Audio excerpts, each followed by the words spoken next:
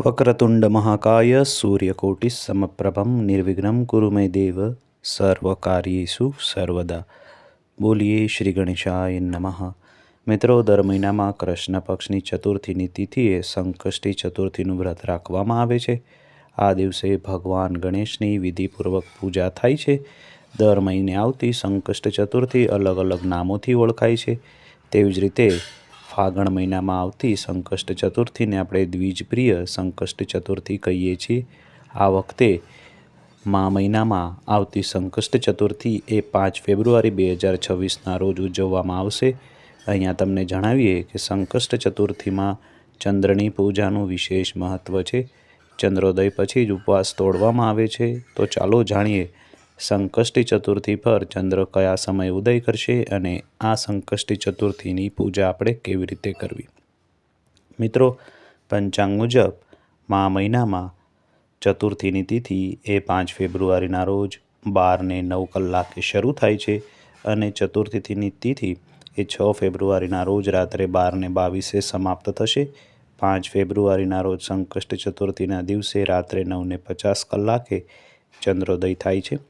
સંકષ્ટી ચતુર્થીના દિવસે સૂર્યોદયથી ચંદ્રોદય સુધી કડક ઉપવાસ રાખવામાં આવે છે અને ચંદ્રની પૂજા કર્યા પછી જ સંકષ્ટ ચતુર્થીનું વ્રત તોડવામાં આવે છે।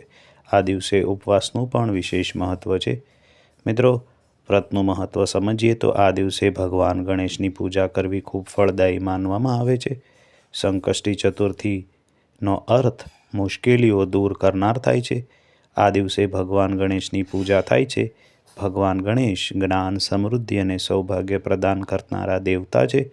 તેમની પૂજા કરવાથી સૌથી ઝડપથી ફળ મળે તેવું માનવામાં આવે છે। એવું પણ કહેવાય છે કે જે લોકો સંકષ્ટી ચતુર્થીના દિવસે ઉપવાસ કરે છે તેની બધી જ મનોકામના પૂર્ણ થાય છે અને જીવનમાં ચાલી રહેલી તમામ સમસ્યાના ઉકેલ મળે છે। સાથે જ તેમના સુખ સમૃદ્ધિમાં પણ વધારો થાય છે। મિત્રો, આ દિવસે વ્રત કરનારે વહેલી સવારે ઉઠી સ્નાન કરી ગણપતિ દાદાની મૂર્તિનું સ્થાપન કરવું, તેમની પૂજા કરી સ્તુતિ પ્રાર્થના કરવી, સાથે ઓમ ગંગ ગણપતય નમઃ મંત્રનો જાપ કરવો અને રાત્રે ભજન કીર્તન અને પ્રાર્થના કરી ગણપતિ દાદાને કહેવું કે અમારા સઘળા સંકટ નિવારી અમને શાંતિ, સુખ અને સમૃદ્ધિ આપજો। તો મિત્રો, આ રીતે પૂજા વિધિ કરી અને ત્યારબાદ આરતી કરવાની રહે છે।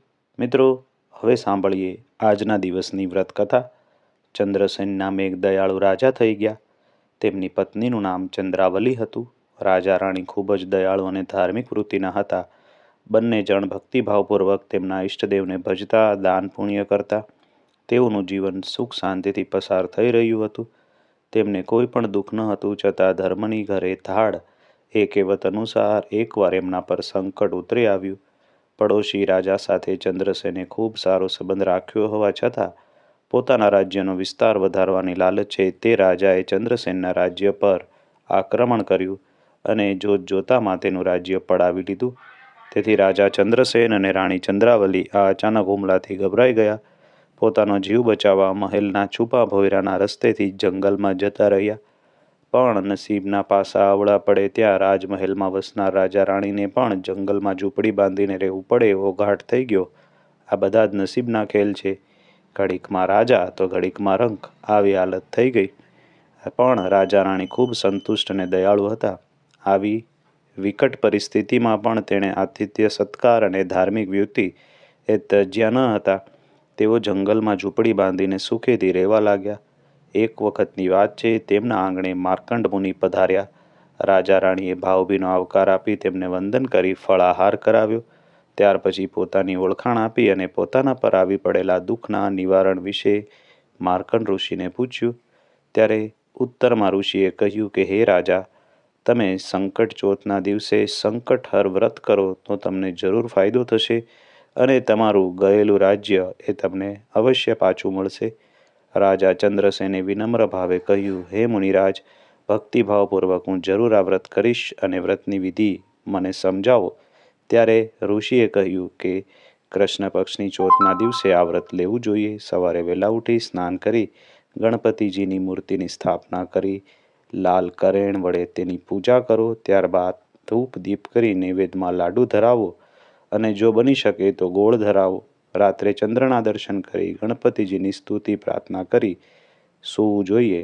આ રીતે વ્રત કરવાથી દરેક પ્રકારના સંકટ કે દુઃખ એ દૂર થાય છે અને જો એ આવતા હોય તો કાયમ માટે પણ દૂર થાય છે.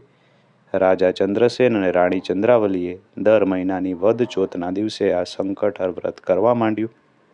આથી થોડા જ વખતમાં વ્રતના પ્રતાપે અને પોતાના બાહુબળે ચંદ્રસેને પોતાનું ગયેલું રાજ્ય પાછું મેળવી લીધું. ત્યારબાદ રાજા રાણી ખૂબ ધામધૂમથી આ વ્રતને પોતાના રાજ્યમાં કરવા લાગ્યા, ઉજવવા લાગ્યા અને ઘણા વર્ષો સુધી તેમણે સુખ શાંતિથી રાજ કર્યું. હે ગણપતિ દાદા, જેવું આ વ્રત રાજા ચંદ્રસેન અને રાણી ચંદ્રાવલીને ફળ્યું તેવું આ વ્રત કરનારને અવશ્ય ફળજો, એવી ગણપતિજીને પ્રાર્થના. તો મિત્રો, આ હતી આજની સંકટ ચતુર્થીની વ્રતકથા, તેની પૂજાવિધિ અને તેનું મહત્ત્વ. આજનો આ વિડીયો આપને કેવો લાગ્યો? આપનું મંતવ્ય કોમેન્ટમાં જરૂરથી લખજો. વિડીયો ગમ્યો હોય તો કોમેન્ટમાં જય ગણેશ અવશ્ય લખજો. ફરી મળીશું કોઈ નવા આવા જ ધાર્મિક વિડીયો સાથે. ત્યાં સુધી અમને રજા આપશો. વિડીયોની લિંક તમારા મિત્રોને પણ અવશ્ય શેર કરજો.